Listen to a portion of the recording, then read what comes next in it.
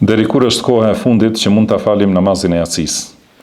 Për përfundimin e kohës së namazit të yatsis ka mendime ndryshme të dietarët dhe argumentet janë edhe për ata që thonë se është deri në mesnat. Domethënë yatsia përfundon kur të vi mesi i natës.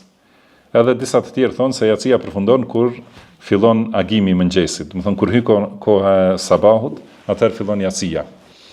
Edhe këta kanë argumente, mirë po nuk duhet njeriu të jetë neglizhent dhe ta lërë yatsin domethënë derisa të kalojë mesnata. Por ta falë yatsin para mesnate. Nëse ndodh për ndonjë arsye që ka mbetur, inshallah prap edhe pas mesnatës është brenda kohës vet. Por nuk duhet që qëllimisht ta lërë edhe ose nga neglizhenca ta lërë, se është rreziku që mendimi që thotë se është deri në mesnat, ky të jetë i saktë. Prandaj, atëherë nëse e ke lënë dhe ka kaluar mesnata, domethënë e ke fal jashtë kohë yatsin. Prandaj keni kujdes.